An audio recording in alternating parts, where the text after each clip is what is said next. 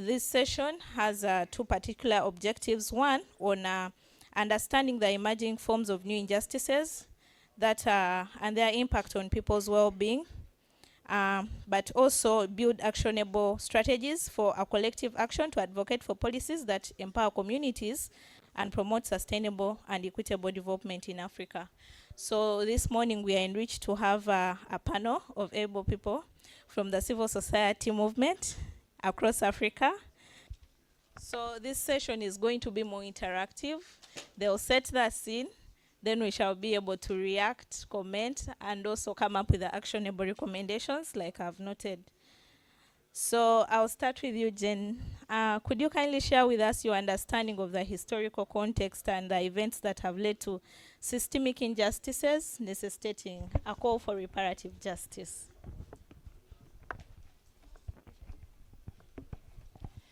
Okay, good morning, comrades. Good morning. That's much better. Okay, we are going to look at today issues of how we can be able to talk about transformative reparations amidst changing, emerging new forms of injustices. So when we talk about new forms of injustices, as Hilda has pointed out, it means that there are other long-standing forms of injustices meted out to Africa. And as Hilda has pointed out, this is very true. There are so many injustices which Africa has suffered. Issues of slave trade, that's one of the most horrific, dehumanizing process, that Africa underwent, very, very dehumanizing, that was a terrible injustice. Then after that, colonialism, that's also another injustice. And we need to understand that under colonialism, because some people frame it as civilization, that we were civilized, there was no problem. But I think we need to understand that was also an injustice. The way Africa was balkanized, the way Africa became one outpost for Europe, producing raw materials for their industries and then being a market for their products. And that's how we have been. That's how we are structured. That's how our economies were structured. Even today, we are exporting raw materials, coffee, tea, cocoa, they tell us, bring everything but arms. You are poor, you bring. But the moment you add value, they say, no, don't bring that. Bring raw commodities. So that's how we have been, Our economies have been, that's how they have been conditioned. You add value, they increase the tariffs, the taxes on the products. So that's also an injustice, that we have remained as exporters of raw commodities and importers of finished products. And that means that our ends are not meeting. That's why we are indebted. That's why we have trade deficits. A trade deficit is where you export, what you export in terms of value is not as much as you import. You import more value-added products, more expensive products. That's why we have a trade deficit, and that's why we are indebted. We are indebted because we can't generate as much as we want to use. It's like being in a home. You have little income as parents, as a dad and a mom. You have children who go to school, children are sick, you need electricity, you need water, but your income is so small. So what do? Either you borrow all, or you do what? You get assistance, you get aid, but now aid is going down. So being kept as raw commodity exporters is an injustice. And there are so many ways that Europe has kept us at that level. The agreements we have signed, and these are things which we really need to look at, the agreements we have signed. That's where they keep us. The conditionalities, when we are getting loans, it's not free.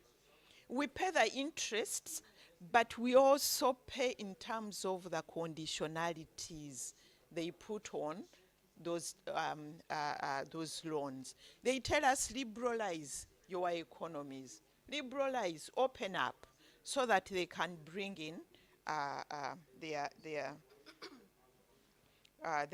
products. They tell us open up your accounts, the capital account, so that money can flow. Investors come in because we have signed bilateral investment treaties. You see in all our countries, investors, we have investors, but there are no jobs, no decent jobs. And what they bring in, they take out. That's liberalizing the capital account. They take out everything. But then we give them incentives, isn't it? This is what's happening in our countries. We give them incentives from our taxes. So those are the long-standing injustices we know. But now there are new injustices. The world is in a turmoil, the global economic terrain, and we need to understand that. When you see Trump imposing tariffs on Lesotho, on Kenya, and I think all our countries have been affected, Earlier on, this wouldn't have happened. You impose tariffs, there is the World Trade Organization. You need to negotiate those tariffs.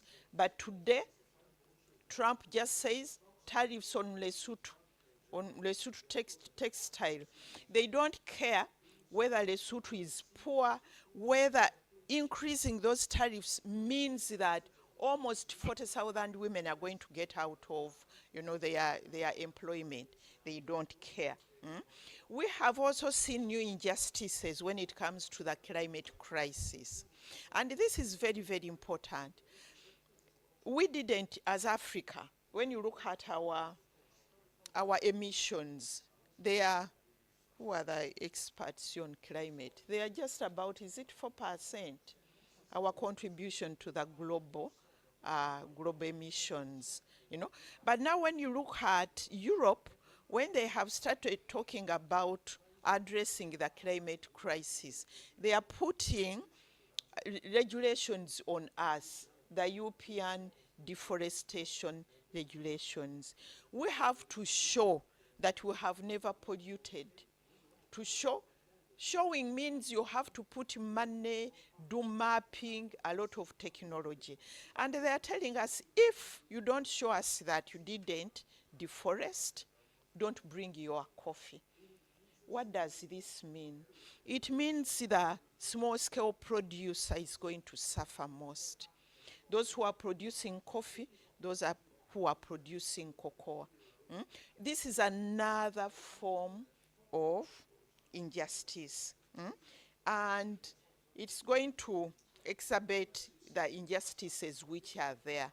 Another injustice, also related to climate crisis, is the fact that they are telling us you have to go green. Go green. And for them, going green means doing electric cars and all that. And the minerals, they are getting them from Africa. The minerals are from Africa. And we are looking at a scramble for our minerals. And the scramble is going to displace so many people. Our women, our women who are even now working in the mines, those rare minerals, and it's going on. You see the Chinese, the Europeans, everywhere in our in our countries, and that's an injustice. It's that capitalist, extractivist development model. They are extracting everything, and now the critical minerals are polluting our waters. Another issue around the new injustice on climate are the solutions they are pushing on us. Carbon trading. We are going to trade in carbon. And we see people being displaced from their land, planting forests, so many forests. And they are buying the carbon, God given carbon. They are buying that air, getting certificates, giving it to other people to continue polluting. So we need to understand all these kinds of new injustices. But I want you to remember, even if you are to remember one thing, that this is a capitalist model of development. Capitalism looks for profits everywhere. In fact, capitalism, where there is a problem, that's where they want to make more money. You remember COVID? The pharmaceuticals made a lot of money. AIDS, more money. Now the climate crisis, more money. But to us, those are injustices which we need to consider. But what we need to do is to understand what's going on. Because sometimes if we don't understand these dynamics, we end up joining those who are making those injustices against us. Maybe later we'll look at what can we do? What's transformative, reparative look like in this kind of new injustices? What should be our demands, and how do we position ourselves to fight back? Thank you very much. Thank you so much, Jane. Picking it from what you've mentioned, you actually alluded to the fact that we are relying heavily on borrowing because of the current system. But keenly looking at our exports, we see that Africa's external debt to export ratio, this has increased from over 70% to 140% in just a period of a decade. And this clearly points us to the fact that when we look at our exports, usually they are not, there is little value added to them, and we continue to be a net exporter of raw materials. So I'll just move straight to you, Mumba. Could you kindly elaborate on the role of international trade system in the growing debt crisis for Africa? You have about 7 minutes. All right. Thank you so much. So my name is Peter Mumba. Yes, from Zambia, from the Zambia Institute for Policy Analysis and Research. But of course, we do share very strategic relationships with CTPD. So speaking to the issue, I think if you look at most of Africa's debt issues, I think they are heavily linked to trade in many ways. Number one would be the fact that if you look at Africa's dependency on commodity goods, you see, so you realize that whenever there's a shock in global commodity prices, it then does have an effect on debt and also on many other public finance issues in a country.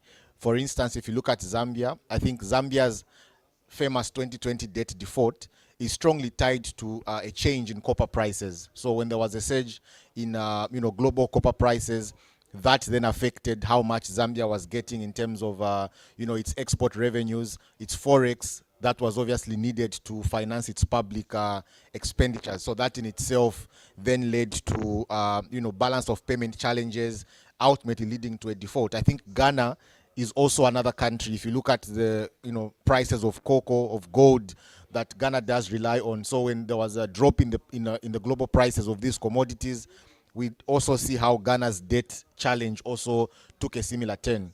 And so because of that, we realize that there really is no protection for most of the African countries when it comes to external shocks. Unfortunately, we haven't built enough buffers to protect ourselves when there is this kind of thing. Then another thing that I'll speak to is the issue of course, unfair global trade rules. These are rules that don't favor African countries.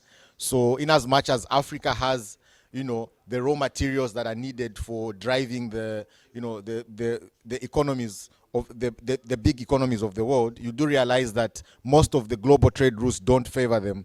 And you realize that, for example, in agriculture, most of these advanced countries that produce most of the food, most of the grain that is needed for global supply, sometimes you may find them imposing certain tariffs or subsidies that then affect African farmers and also African produce. And so because of that, you realize that it becomes very difficult for African countries to be able to participate competitively in the global markets, hence limiting how much forex they can have. And then speaking to also issues of, balance of payment challenges, currency depreciation, because we can't realize enough forex from our agriculture, despite us having potential, despite us having the good climate and all those things.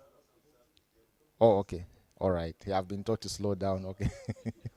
Yeah, so I think that's one of the issues. Then also another thing that I'll speak to also around trade is issues of illicit financial flows, especially around trade misinvoicing. That is particularly for commodity-driven countries. I'll give you an example of Zambia. Between 2006 and 2010, there is a famous mining company called Glencore. I think it's quite famous to most of us. So they misreported how much they were extracting and selling in terms of copper. And so that made Zambia have counter losses in terms of unpaid tax of about 15 billion US dollars. So already if you see and compare, that's almost equal to the amount of debt that Zambia is trying to deal with and restructure. So already you see how trade misinvoicing denies African countries for the ability to be able to, get the adequate kind of tax that they need to be able to finance public expenditure and also be able to meet their debt service obligations for those that have borrowed, especially for expensive commercial debt such as Eurobonds. Yeah. Then another thing that I would like to speak to is obviously the issue of let me just so if you look at how many African countries are also looking at the rising revenue to the rising debt service to revenue ratios, I think you realize that linking it to the issue of illicit financial flows, the more African countries are playing unfairly in global trade, it then does limit how much they can realize in terms of their revenues, like the example I had just given in terms of Glencore. So because of that, many African countries like Zambia in itself, even despite undergoing debt restructuring, our debt service to revenue ratio still remains quite low. So that then does compromise even all the efforts that are put in terms of that. So I think let me end here, and I think I'll discuss more in the next round. Thank you, Peter. I think you mentioned about the trade misinvoicing, but also the issue around the borrowing terms that African countries are facing, despite the fact that their trade capacity is not up to speed, or the conditions for trading really leave us in a worse off balance of payment position as a continent. But when you clearly look at the fact that several African countries have issued expensive debt instruments like the Eurobonds, we see that the conditions that supported the previous waves of acquiring some of these instruments are no longer there, because initially we see that the rates were below about 2%, but these have over time risen to about more than 5%. So it makes debt servicing extremely, extremely expensive for most nations, as we shall see from our panelists. But also the point of trade misinvoicing, how much we lose to illicit financial flows. Yet our revenue capacity as a continent is still very low, estimated below 15%. So I'll just move straight to you, John, to actually expound on the ongoing tax reforms that intend to overcome the issue of the unfair international tax system and the role of the youth in advancing calls towards achievement of the UN International International Convention on Tax Cooperation. You have 7 minutes. Thank you very much, Hilda. So,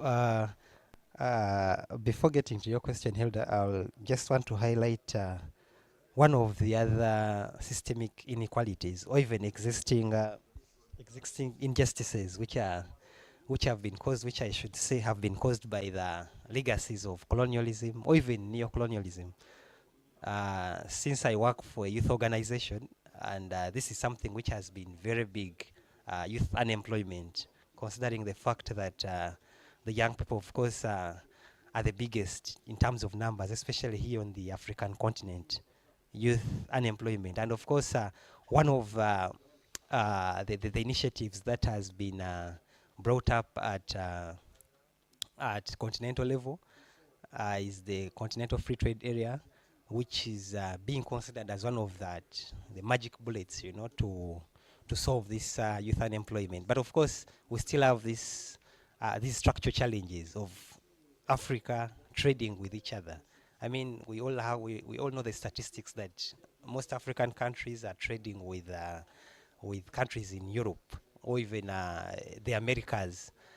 But how can we boost this intra-Africa trade? And I think it goes back to the conversation we're having, that if we are asking for reparations, we need structural changes. You know, how do we make the structures that we have within Africa work for us, and especially solve the challenges that we are having, especially the youth unemployment that we are talking about right now. So I think this is also an existing injustice which we should also be thinking about, and speaking in terms of reparations, it is something we should always focus on. Then just getting back to your question, Hilda, on the young people's role in on the UN Tax Convention, one of the things we've been pushing for is, of course, advancing this intergenerational justice in this convention, and ensuring that the youth voice is put out there, ensuring that young people's voices are catered for in this convention, because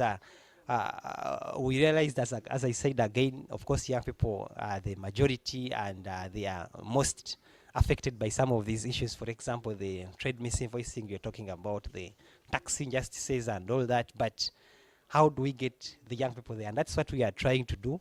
I can't say we are perfect, but we are trying to, at least we've been trying to participate in the negotiations, putting in this input around especially this intergenerational justice bit and this fighting of inequalities, ensuring that you have young people, you have women, you have people with disabilities equally represented at these levels, and ensuring that their voices are heard. And we are doing this, of course, through quite a number of ways, right from doing creatives, doing research, having all this information out there, and of course, the pressure, most importantly, pressurizing our leaders to go out there and negotiate on our behalf and ensure that our voices are heard. And another thing I should mention, Hilda, is that we are doing it also bearing in mind some of the initiatives that are already existing on the continent. For example, the Continental Free Trade Area,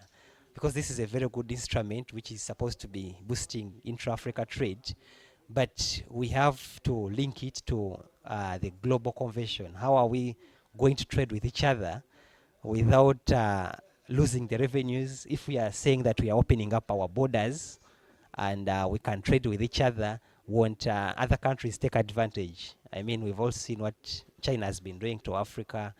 They have been coming in, and most of these other countries, when they take advantage of that. So I think these are some of the things we are trying to guard against. I mean, in as much as we want to open up and ensure that we have as much trade as possible, but how do we as well protect ourselves? And it's a high order, but yeah, I think I'll stop there for now. Thank you. Yeah. Thank you so much, John. You raise good and valid points on the aspect of inequality, increasing inequality. And we believe that partly the reason as to why we are in this debt crisis, we do not have adequate revenues to actually service our debt, but also provide social services. Just Turkey statistics here, we see that over the number of African countries that are spending more on interest payments on servicing their debt has increased from 9 in 2010 to about 20 in 2022. And these we see that interest payments as a percentage of the total spending, government spending, has increased by about 132% in the period 2010 to 2022. But when you look at the other arm of government spending on human capital programs like education and health, this has increased by about 26%. So it clearly explains the plight of increasing debt burden on Africa. So it calls for sort of a human rights approach, because when you look at the right to education, the right to health, you know, but also human capital. Yesterday we were intrigued to the fact that what do we term development as? Like, what is development? Is it only the roads? But we believe that things like human capital. So I'll move straight to you, Samantha. Could you kindly elaborate on the human rights approach to debt justice through a reparative formula to the people of the African descent? Thank you, Hilda. Samantha, and I'm coming from Afronomics Law, and I'm based in Zimbabwe. So when we are working on debt and we're talking about the repayments and all the servicing that is being done at the expense of your education, your healthcare, and your social protection, we're essentially framing it as a human rights violation. Because right in our own countries, we have our own constitutions, and they say we have rights to all these socio-economic rights. Even at the regional level, we also have the African Charter. It also speaks to these socio-economic rights. At the international level, we have the International Covenant on Social and Economic Rights. And so it's not a question, it's a fact that we have these rights. But the moment we start prioritizing debt servicing or repayment of these debts at the expense of funding for our own people, our own Africans, then it means there's a problem that needs to be rectified.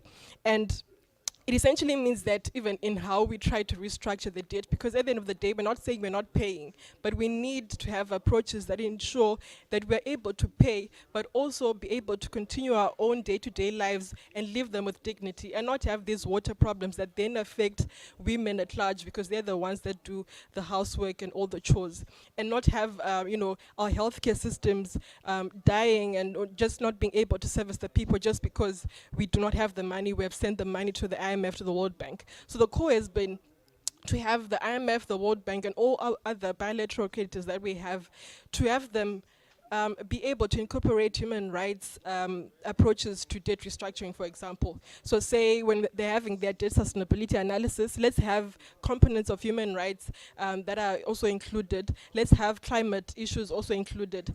But you also note that in the current geopolitical context that we are in, it's very difficult to be talking about these issues to do with climate change, to do with gender, because there is one country's superpower that has decided it will not do anything to do with diversity, with equity and inclusion. And so it means that the IMF, for example, because the United States of America has got 18% of voting rights, and yet the whole of Africa, not just one particular country in Africa, but the whole of Africa combined has a total of 4%. So now when you try and look at how this, what it means for Africans in terms of their voice at that international level, when you're talking about economic governance, it means that we essentially do not have a voice. America alone has got 18%, and if it says the IMF is not supposed to do anything, is not supposed to be funding anything to do with diversity, equity, and inclusion, it means that gender issues are coming into play. They're not going to be looked at. Women's rights are not going to be looked at. Anything to do with socio-economic rights, when we talk about food security, when we talk about education, healthcare, social protection, it's non-existent according to the IMF and the World Bank, which is why also now the conversation is, let's move from the IMF, let's move from the World Bank, because they do not represent everyone, they do not represent every country. Let's move away from these superpower institutions and move towards the United Nations. Now, why the United Nations? The United Nations provides one country, one vote. And so each country is accorded a vote. I think if you were in the room when Chennai was speaking, she was talking about how Lesotho was saying, we're happy to be within the United Nations because at least we have a voice. It does not matter what our GDP is, how much we have, what is our financial muscle. we have the same capacity to voice out our concerns the same way the United States has. And so it's essentially like, before independence, when we were fighting for one man, one vote. That's essentially what we have when we're within the United Nations platform. So if we have our economic governance issues being decided at the United Nations, then it accords all 55 countries of Africa a single voice, and we can have 55 voices, speaking about how we want a fair and equitable system in the world of our economic governance. And so talking about reparations, now coming to reparations, it means that we need to have a coordinated voice as Africans and under the African Union to be able to come to the United Nations, for example, and say we actually want a legal framework that speaks to how we can have our reparations discussed, how the formula for reparations could be framed, how we could even be inventorizing. I think there was a question about how do we inventorize, or how do we create an inventory of what we are actually owed as Africa? Where is the data? And there's also a question about, okay, so what if they say you actually gained from the roads and the infrastructure and all the things that we did when we borrowed these loans? It's a question of odious debt at the end of the day, because I think it's important for us to look at the intention of the debt. When that colonial government was taking out these loans, it was not for the comfort of the whole majority. It was for the minority, and the minority was the colonizers. And so if we were looking at Zimbabwe, for example, where I'm coming from, there were certain streets in Harare that we were not allowed to walk in as black people. So even the infrastructure, the roads, the buildings, certain parts of town were only we only catered for the white people. The black people were not supposed to be there. Certain hospitals, certain schools, now we have what we call Group A schools, Group B schools, Group C. It's all racialized because Group A schools was supposedly the best and where the best education was found for the white people. And the black people were somewhere at the bottom of the list and probably do not even have infrastructure and were learning under trees. And so it's very important for us to go back in history and be able to have the adequate data that shows us how much was owed, what it was used for, who it benefited, and then from then on we can actually have a clear audit from Zimbabwe, but also from all these other countries that have also been in these odious debt situations. And then as the African Union, we go at the international level and we talk about how we want these issues to be discussed. Eventually, the clarion call is to have a United Nations Convention on Debt, the same way we have on tax, the one that they're pushing for. We're taking lessons from the tax movement to ensure that the debt movement also has its own debt convention that ensures that it's a very democratic platform where it's a very equitable system of governance of debt, and we have fair and predictable systems that will ensure that we have very fast debt restructuring mechanisms, for example, and not the G20, which has been dragging for Zambia, for Ghana, for Ethiopia. So I think I'll rest here for now, but the very important thing to take on is we need to have human rights lenses when we're looking at the debt question, because it essentially is the violation of our human rights. Wow. Thank you so much, Samantha, for that able presentation on the need for human rights in the call for reparations. I'll just move straight to you, Carol. I know that journalists have a voice beyond our voice. Yesterday, in one of the sessions, we were enlightened to the fact that initially the Arabs didn't have their own more of a television setting. So when they noticed that their issues were not put to the public domain, they decided to come up with the Al Jazeera, such that their voices can, or what they are going through, their development can be put out rightly. So as Africa, could we have a single media unit? Could we have, what are those strategies? Could you explain the role of journalists in advancing African call for reparative justice amid the emerging forms of injustices? Thank you, Hilda.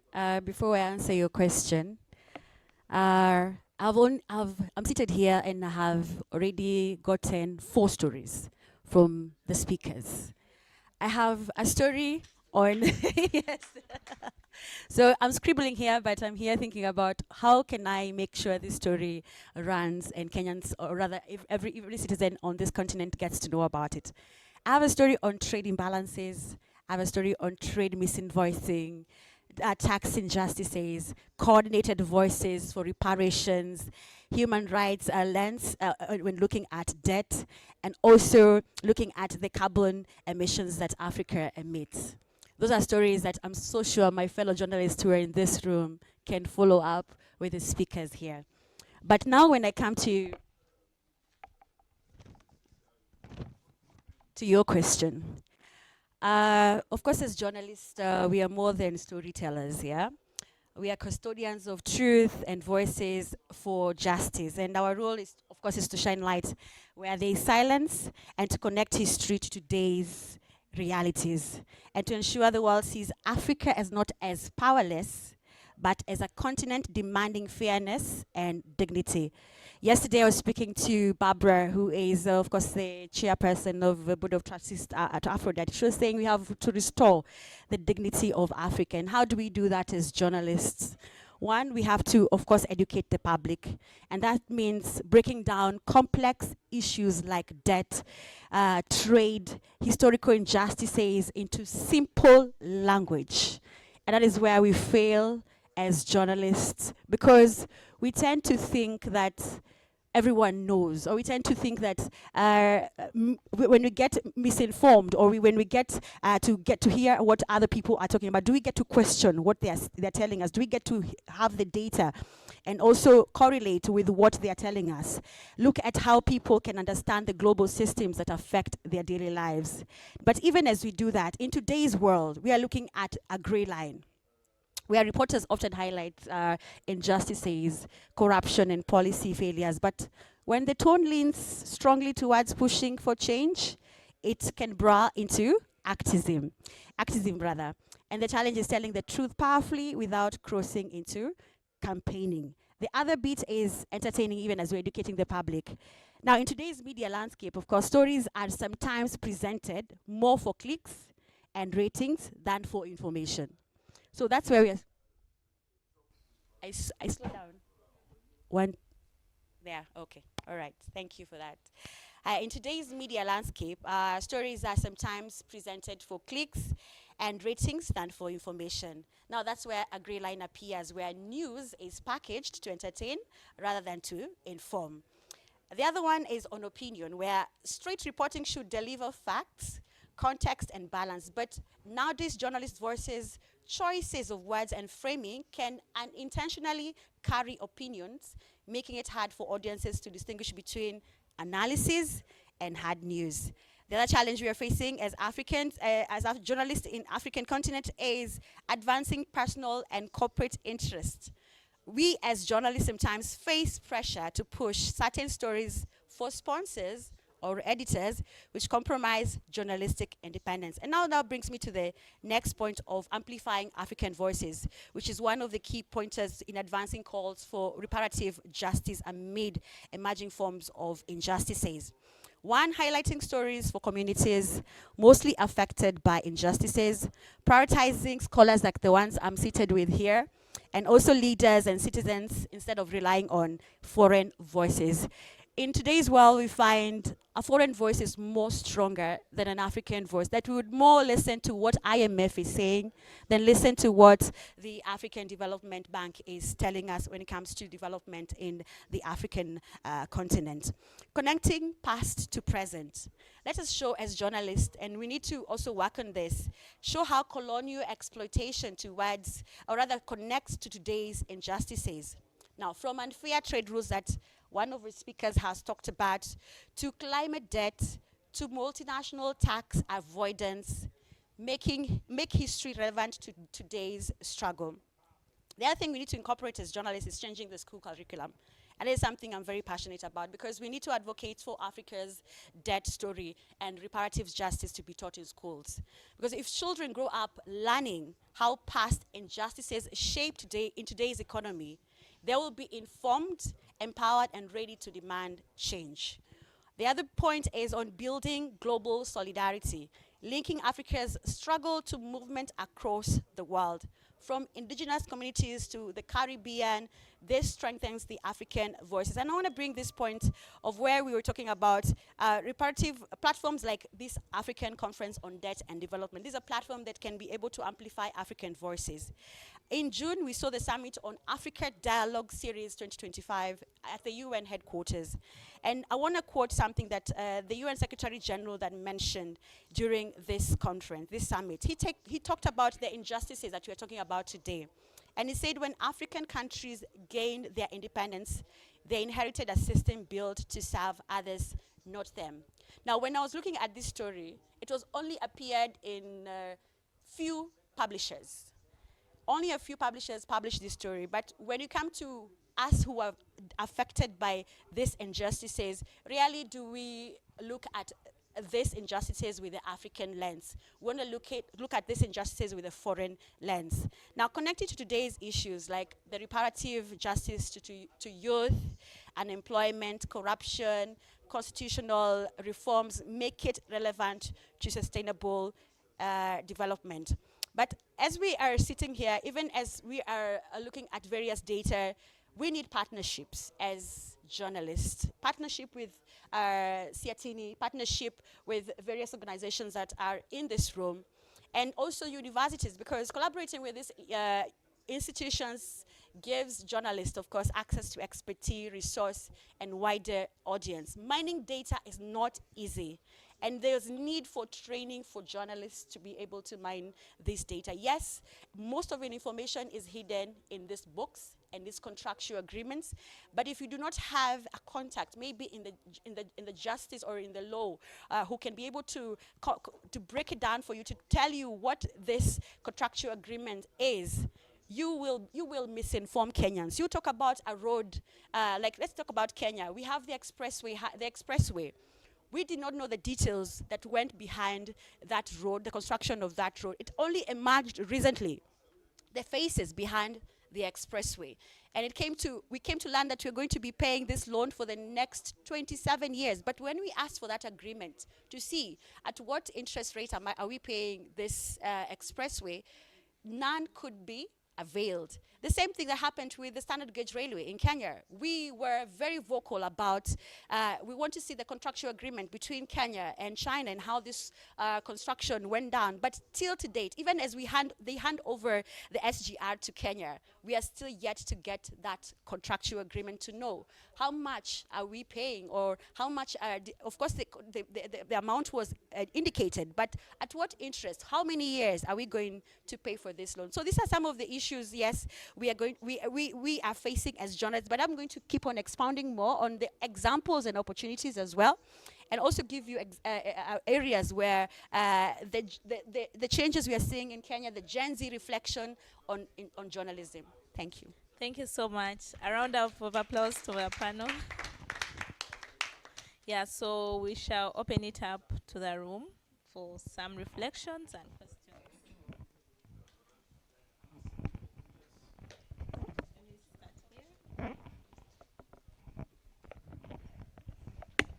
Thank you. Thank you very much. My name is Godlisten Moshi from Tanzania. And thank you for the presentations, each of you, and I have few contributions and some questions as well. From the first speaker and the second one, they talked a lot about raw material exportations, issues around investment relief that is given. And now I just want to make a follow-up of who really put these restrictions on us, especially to transport raw materials. Who really stop us from value addition or from processing our products and really transport only raw materials. But also these investment relief, they are given by our governments. They are given by our authorities. Who really charged us to do that? As I'm continue asking myself, I see to it that if we want to win the global market, we have to go really collectively. We need to be able to find market collectively. The big challenge that I really foreseen for Africa continent, everybody is alone. Everybody is struggling on his or her own ways. There are no collective efforts. See to it, moving from one country to another, you need visa. Within Africa, see to it that selling the products from one country to each other in Africa, there are very high tariffs as compared to the importation from far abroad and elsewhere, and Asia as well. So for me, I see that we are killing ourselves. We are not really united. We are not really coming together in a common good. Rather, we are fighting ourselves. And to me, it doesn't make sense when we talk of reparation collectively, while we have issues that we are still struggling with, that possibly they need to be addressed before we really move forward. Can we collectively refuse selling to countries with a lot of conditionalities? I'm asking myself, what ability do we have to challenge misreporting or price transferring? And once it is discovered, what remedies are they taken? For example, we realized that we had a mispricing, but authorities keeping silence, and that is really annoying. Then it really gives effort. It gives energy to those who are really looting our resources. Thank you.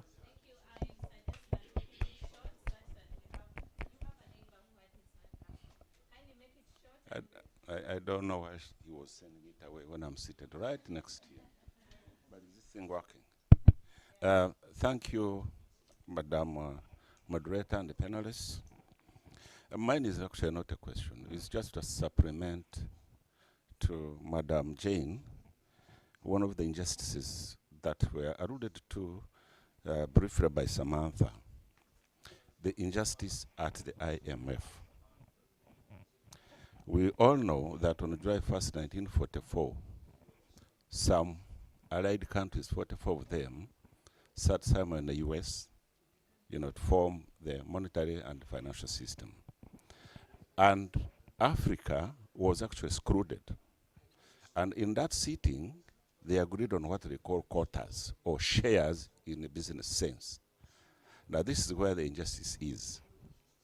It's much later that they realized that they needed to bring on board Africa. And the whole of Africa, they gave us only 6.7%.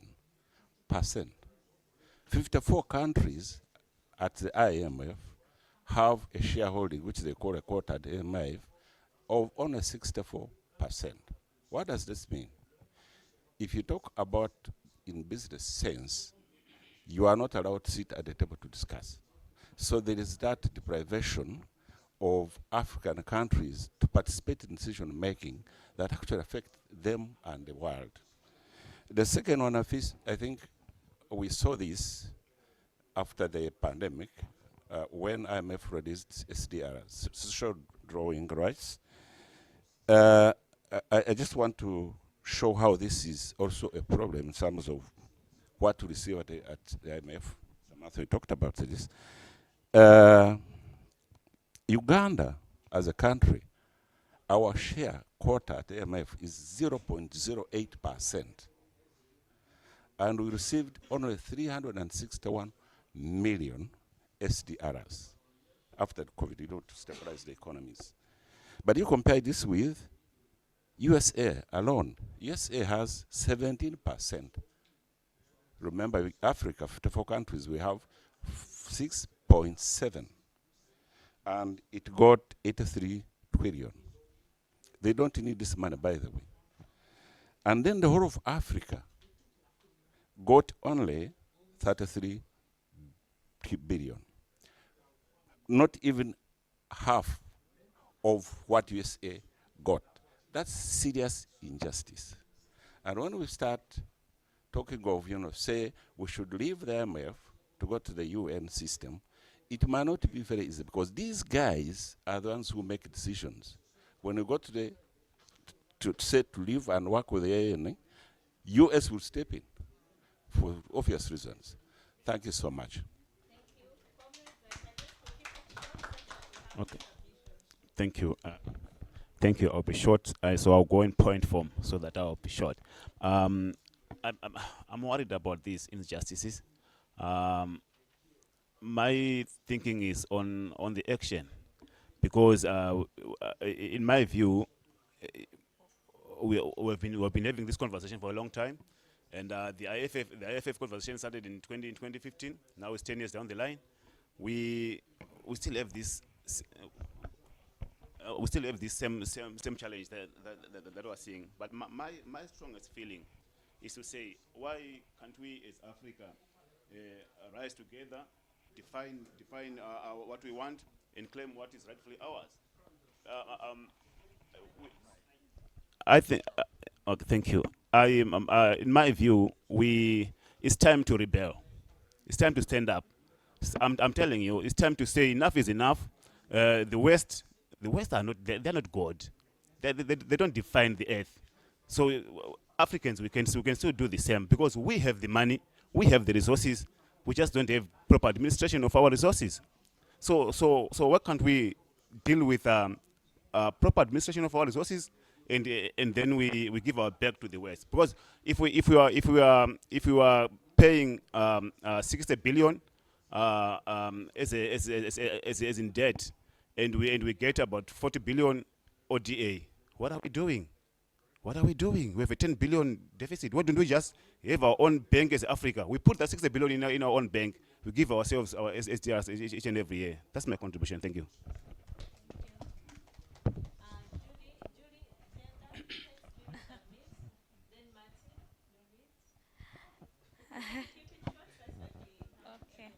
Hello everyone, Julie here from Resource Center for Women and Girls, Machakos, Kenya. So mine is just a reflection on how or who we are supposed to hold accountable of these injustices. And I'll use an example of Kenya. So there's this, I don't know whether I should call it system or we call it SHA, Social Health Authority. So this is okay, it's supposed to help Kenyans get better health care, but we don't. So for example, I'll go to the hospital thinking that I'll be able to use the amount I normally pay every month to get healthcare services, but unfortunately it doesn't work.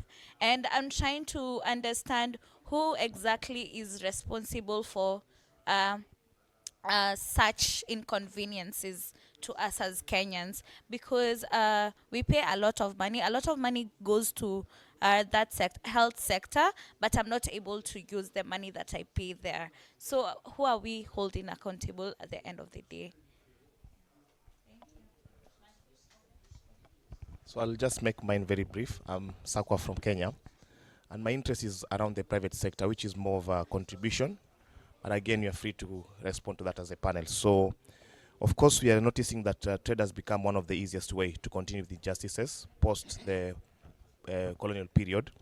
And the key area of interest is how do we move from the space of confrontation to a place of constructive dialogue with the businesses in view of the area of business and human rights, as well as looking into the UN governing principles on businesses. I'm saying that in the aspect of three main areas. One, if we look, for example, back in Kenya and in Africa, the multinationals, how much money goes back home, how many jobs do we get, how many do we lose, issues of tax avoidance.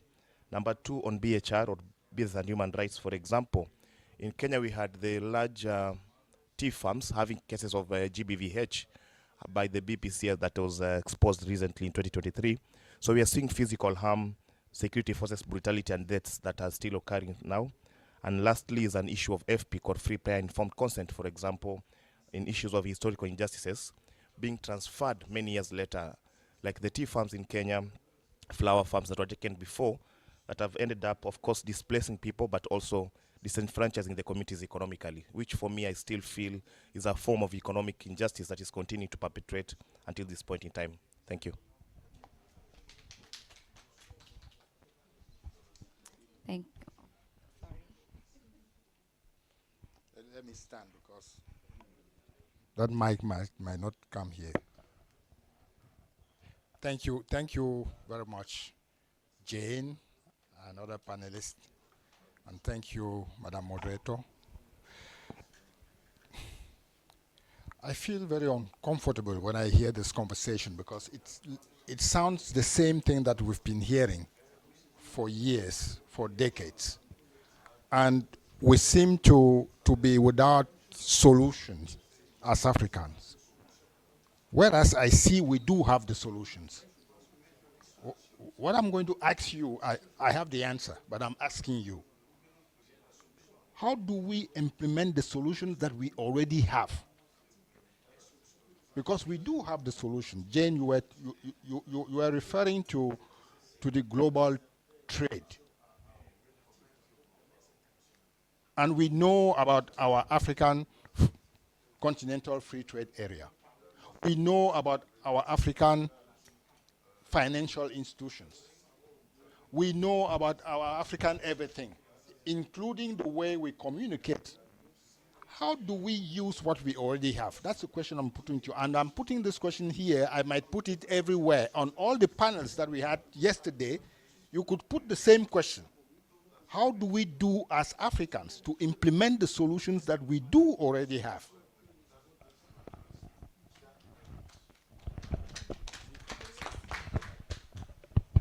Okay. Thank you, everyone, for those submissions. My name is Lurit. I have a question, and it goes specifically to Jane. When we have the conversations around trade, debt, and any other elements, we note that our countries have already gotten into multiple agreements. And where we're at now, we've been able to do multiple assessments and say that they're not meeting our development priorities, they're not meeting our human rights needs, and they're not even leading to the point where we are meeting our general aspirations in themselves. Do we have space to negotiate, renegotiate actually what we're already into?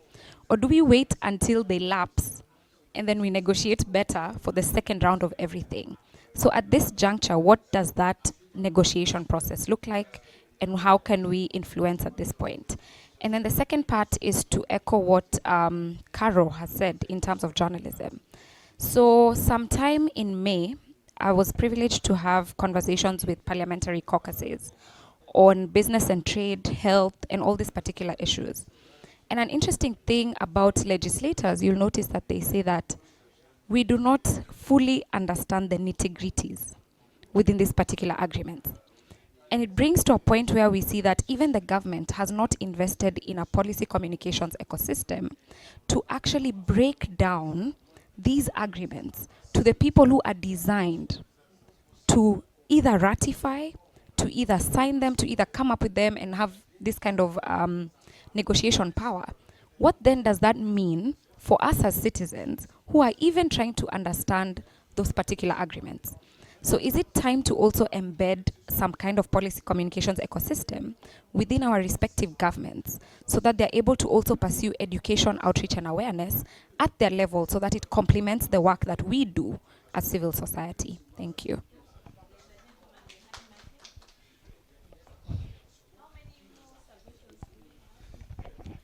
Ok. Merci. Moi, je vais parler français.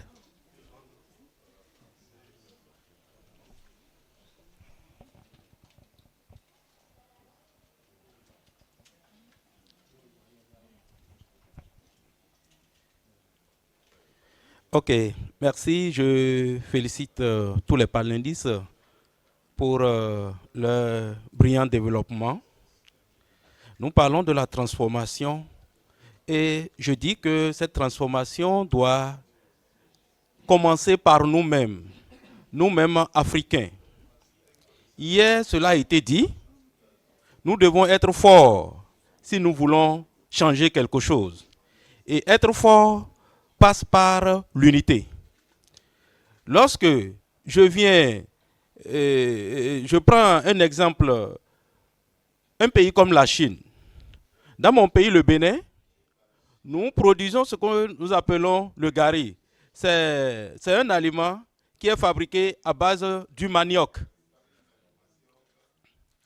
Mais les Chinois viennent, ils voient comment les populations produisent.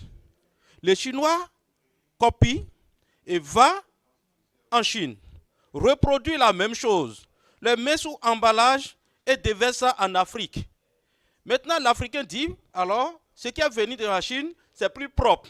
Et ce qui est produit par l'Africain lui-même, on le rejette. Dans ce cas, nous allons toujours demeurer dans la même position. Nous allons toujours demeurer en train de demander, en train d'aller, de prendre les dettes. Et si nous voulons qu'il y ait réparation, si nous voulons qu'il y ait la justice au niveau de notre structure financière, il faut que nous choisissions des dirigeants dignes. Lorsque nous choisissons des dirigeants qui font la volonté des responsables de l'Occident, tout ce que nous faisons comme lutte, ça ne marchera pas. Parce qu'au moment où ils négocient, nous ne sommes pas là. Parce que nous, en tant que peuple, nous leur avons confié la destinée d'aller parler en notre nom. Mais eux, ils font ce qui les intéresse là-bas, ce qui va dans leur propre profit et non au profit de des populations. Mais on vient, ils viennent, ces dirigeants viennent, alors on dit, bon, vous avez vu, j'ai construit route ici, j'ai construit école ici, mais est-ce que c'est de ça que le citoyen africain a besoin? Lorsque on fait le classement de l'indice de développement humain, on voit que c'est les pays africains qui sont en arrière. Il faut que nos dirigeants changent de politique. Et à nous, en tant qu'organisation, moi je suis un acteur de la société civile, et le travail que nous faisons, c'est à la base, amener tel que Afrodad travaille avec les activistes à travers le continent. Nous, chacun dans nos organisations, dans nos pays, nous devons travailler avec les citoyens à la base. Lorsque ces citoyens vont comprendre, je pense qu'ensemble, nous pouvons changer les choses. Je vous remercie.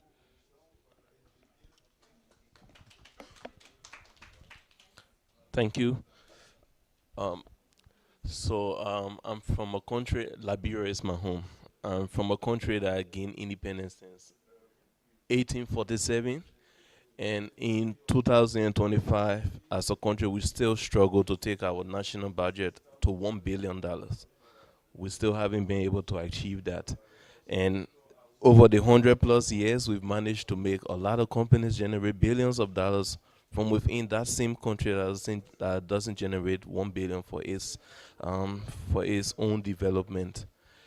And a few months ago, my country celebrated getting a seat on the UN Security Council, a non-permanent seat on the UN Security Council.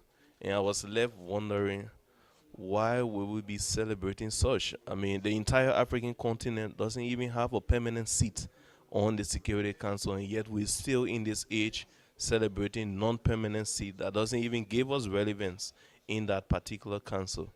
So it makes this conversation even more interesting as we discuss on how we can be paid back for all the wealth that has been taken from us. My question is this. Are there frameworks to measure if reparations will be leading to structural changes? Anyone could answer that question. Thank you.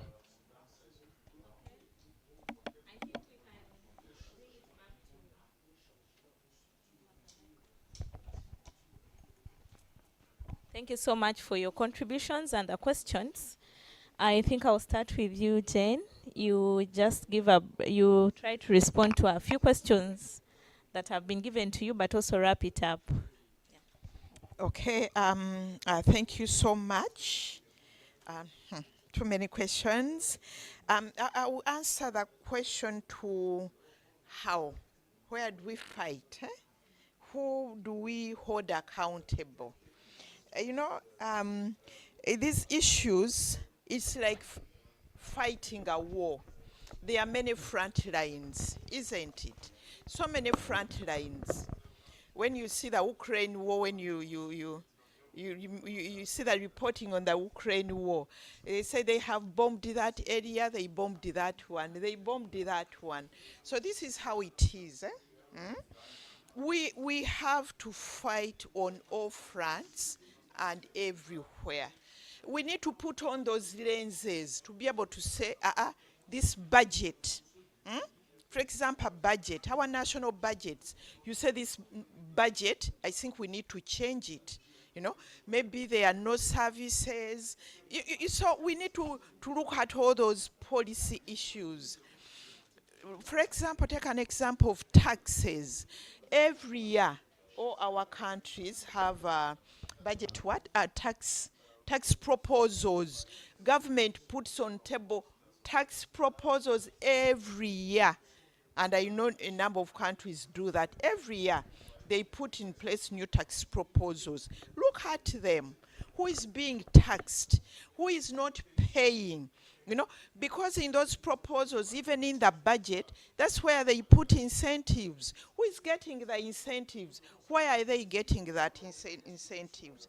Then you look at other levels, the trade negotiations. What are they negotiating? Already you asked the negotiations, you know, what are we negotiating? What are our government signing? So the whole issue of inclusivity being on the table. We say if you are not on the table, where are you? On the menu. And we have been on the menu for a long time. So let us make sure that we are where it matters. We are everywhere. The UN, the negotiation Samantha is talking about, we need to be there. But that means partnerships, because we can't be everywhere. But when we have partners, you know, we can be able, our voices can be able to be reached. Partnerships with the media. These issues can be put in the media. But you can't say who we are holding so and so accountable. It has to be at all levels, you know. And we need to rethink our agreements and what we sign. By the way, Africa is a country where we don't have any red lines. Today we give away that one, tomorrow we give away that one.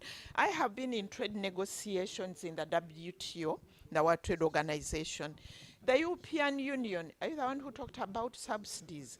The European Union said no, we have to subsidize our agriculture.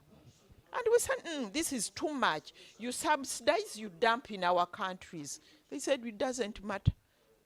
We are not negotiating on subsidies. We are not reducing them. Africa, we don't have, when we are negotiating, we don't have any red lines. We won't say that one is sacred. We are not giving it away. We give away everything. So that means, again, we need to be on that table. Lastly, you said what's stopping us from industrializing? The problem is with us as Africa, but also with the global system. You know, we need to change the global system. But also as African leaders, we have to take responsibility of our development. Nobody owes us a living, by the way. We can be here, we say we are in reparations, what? They don't owe us a living and they don't care whether we live or die. So it is in our power, it's our responsibility to be able to do that. But you know, when you look at the global system, I have already told you, they will tell us under everything, ARMS initiative, bring everything. Bring your coffee, bring your cocoa. The moment you turn that cocoa into a chocolate, take it to the EU, you will see the taxes. You just bring it back. That's a global issue. Lastly, I think when we are looking at reparations and transformative reparations, for me what it means is that we need policy space for our governments, by the way, because every time we talk about policy space, it's ours.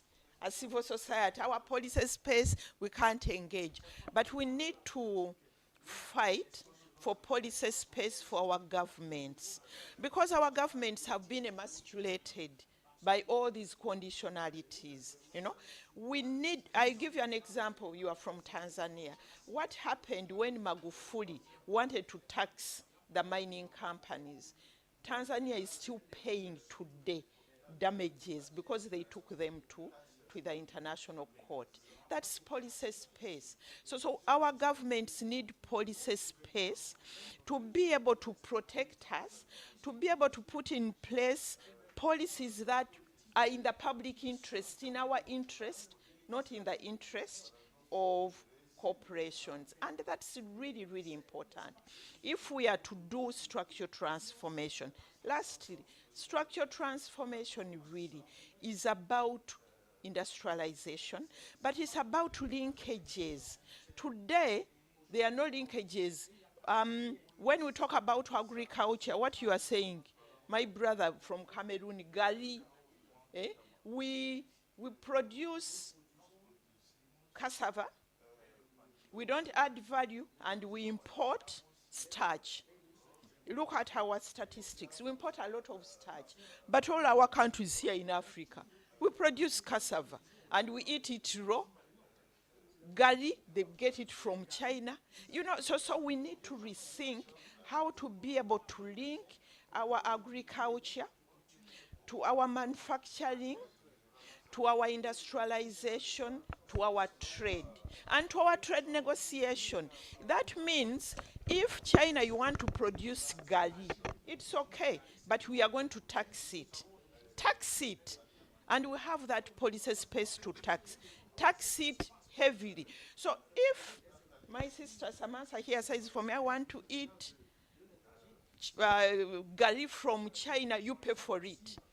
You pay, but you pay the price, and we get taxes from you. So we need to rethink the way we are organizing our production, the way we are organizing our trade negotiations, and the way we are going to industrialize. I will stop there. Thank you.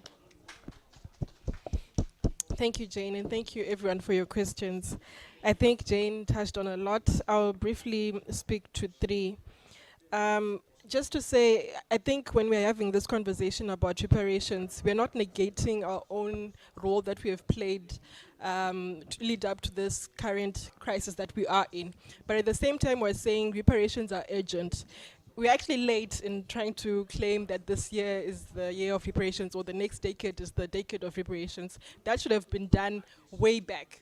And I think we also heard from the professor who responded to the keynote when he was saying he tried to raise these issues at some point in Durban in the 2000s, and African governments were not really taking up the idea of reparations. But now the discussion is, let's have reparations. Let's jump on that bandwagon and ensure that we push for that discussion while we still also look at our own issues that we're facing in the country, in our different countries and in the region, and try to come together to come to a solution. So I think we could fight both wars at the same time.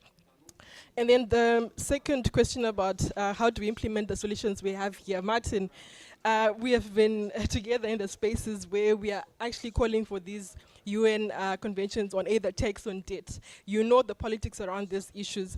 I'm a lawyer, and getting into the UN, I thought, it's just going to be about discussing what it is that needs to be discussed and then voting. But I realized there's a lot of politics that happens there. It's a lot of laws and politics that come into question. It's almost like a very complex system. It's not as easy as we would think. And even when we say we want the UN Tax Convention or the UN Debt Convention, it's not to say the United Nations is perfect. It's not perfect.